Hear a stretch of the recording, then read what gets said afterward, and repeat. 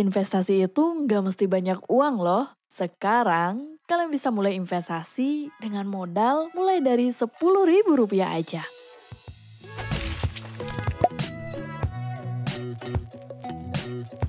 Hai semuanya, selamat datang di YouTube channel tentang uang.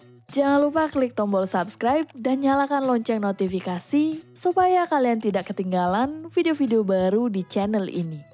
Kayaknya sekarang semua hal yang berhubungan sama finansial gak akan jauh-jauh dari kata investasi. Justru kita harus bersyukur semakin mudah dan banyak akses informasi untuk kita mengetahui investasi-investasi yang kiranya akan bermanfaat untuk kita di masa depan. Aku sendiri masih terus mencari dan memantapkan ilmu investasi yang aku pelajari dari berbagai sumber, sambil menerapkan investasi dalam kehidupan finansialku sendiri. Tidak sedikit yang pengen banget berinvestasi tetapi ragu karena nggak paham cara kerja investasi. Atau takut kehilangan uangnya karena tertipu investasi bodong. Dan ada pula yang tidak kunjung mulai investasi karena merasa investasi itu perlu modal besar. Padahal nih, investasi itu nggak cuma urusan modal. Investasi itu bisa ngebantu kita untuk mengelola keuangan. Karena ketika kalian mulai berinvestasi, kalian secara otomatis akan memikirkan bagaimana cara membagi keuangan kalian untuk kebutuhan hidup, keinginan dan kesenangan, disertai tabungan dan investasi. Ketika sudah tahu tentang komposisi ini, kalian bisa jadi lebih disiplin dalam mengatur keuangan pribadi kalian. Jadi, jangan takut untuk investasi. Kalau kata Tokopedia, mulai aja dulu. Nah, untuk memudahkan kalian untuk mulai berinvestasi, kali ini aku akan bahas 5 jenis investasi yang bisa kalian miliki dengan modal yang kecil. Mulai dari Rp10.000 aja.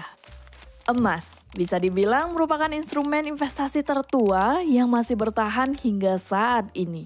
Nilainya yang diakui secara universal membuatnya tetap eksis dan dipakai sebagai instrumen untuk menjaga kekayaan seseorang, organisasi, bahkan sebuah negara sekalipun.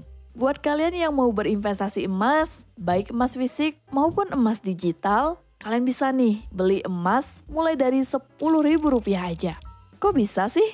Sistemnya seperti menabung, tetapi uang yang kalian tabung akan dikonversi dengan satuan berat emasnya. Untuk tabungan emas, minimal pembeliannya yaitu 0,01 gram. Misalkan, harga emas saat ini adalah Rp978.000 per gramnya. Maka ketika kalian mau membeli 0,01 gram, uang yang harus kalian keluarkan hanya sebesar Rp9.780.000 aja. Bahkan kurang dari Rp10.000. Lalu, di mana kalian bisa membeli emas tersebut? Bisa dengan datang ke gerai pegadaian, atau kalian juga bisa memanfaatkan aplikasi pegadaian digital untuk pembuatan akun dan membeli tabungan emas secara online. Kalian juga bisa membeli emas via e-commerce seperti Shopee, Bukalapak, Tokopedia, Bank Neo yang menyediakan fitur nabung emas di dalam aplikasi mereka.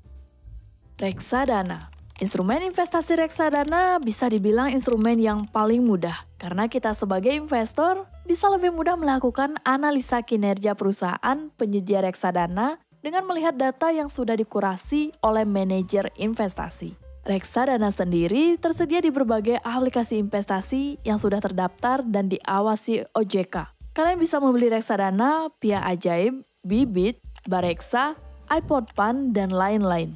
Reksadana juga termasuk instrumen investasi yang cukup murah untuk dimiliki. Mulai dari Rp10.000, kalian bisa memiliki produk reksadana. Misalkan, kalau kalian buka Bibit, kemudian memilih salah satu produk reksadana, misalnya reksadana pasar uang, nominal transaksi terkecilnya itu mulai dari Rp10.000 aja. Ada pula yang Rp50.000 ataupun yang Rp100.000. Jadi, kalian bisa sesuaikan dengan kebutuhan, keinginan, dan budget investasi rutin kalian. Bank digital. Bank digital udah jadi sebuah sarana terbaik untuk transaksi yang cepat dan mudah di masa kini. Entah untuk kebutuhan bayar ini itu secara online, top up pulsa, e-wallet, dan paket internet, atau belanja di e-commerce biar dapat promo cashback-nya. Berbagai promosi dan kemudahan yang kita dapat dari bank digital ini juga ngebantu banget buat kita bisa hemat.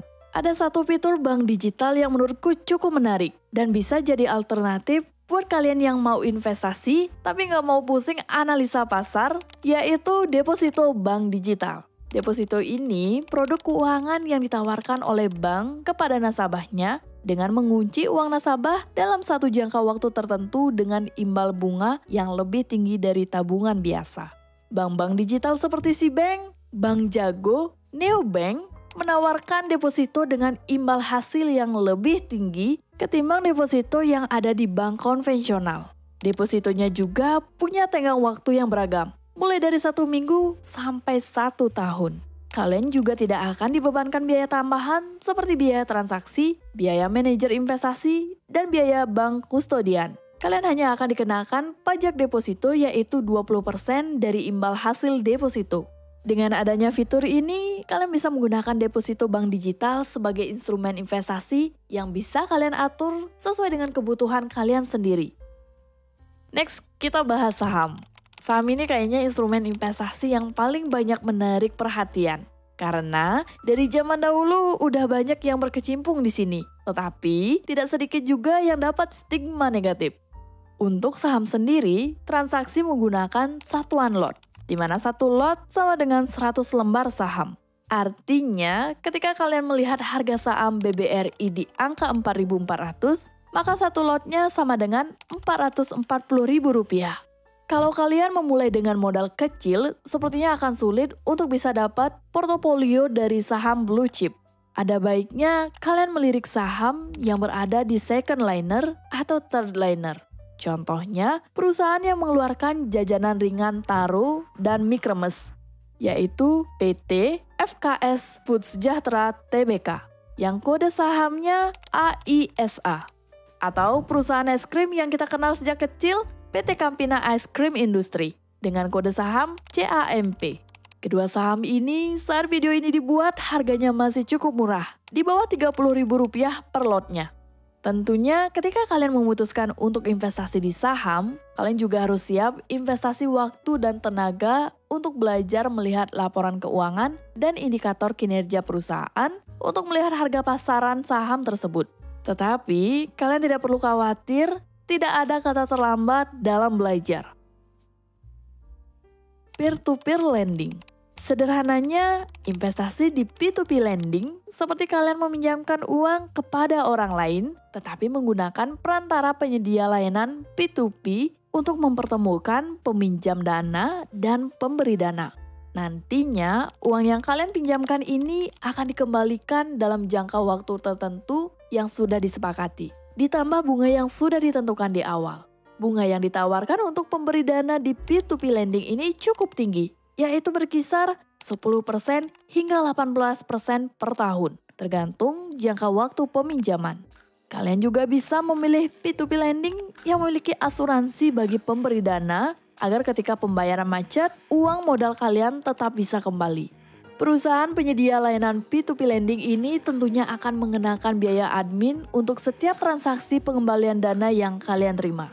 Selain itu, dengan adanya biaya administrasi dan asuransi, kalian bisa lebih tenang karena perusahaan tetap melakukan pengawasan dan perawatan sistem serta tetap melakukan evaluasi terhadap transaksi yang terjadi. Hingga saat ini, ada 102 perusahaan P2P lending yang terdaftar dan diakui oleh OJK. Jadi kalau kalian mau mencoba berinvestasi di P2P lending, kalian bisa cek apakah perusahaan tersebut sudah terdaftar OJK atau belum. Dan pastikan kalian mendaftar lewat aplikasi atau link resmi perusahaan tersebut. Sekian dulu pembahasan kita kali ini. Semoga dengan menonton video ini, kalian mau mulai mencoba berinvestasi meski memulai dengan modal yang minimal. Sambil belajar membiasakan diri berinvestasi secara rutin. Bila suka dengan video-video seperti ini, silakan subscribe channel ini dan jangan lupa nyalakan loncengnya. Follow juga sosial media tentang uang di Instagram dan juga di TikTok. Dan jangan lupa cek video kami yang lainnya. Ingat, uang tidak bisa membeli kebahagiaan, tapi uang bisa memberi kebahagiaan. Sampai jumpa di video berikutnya.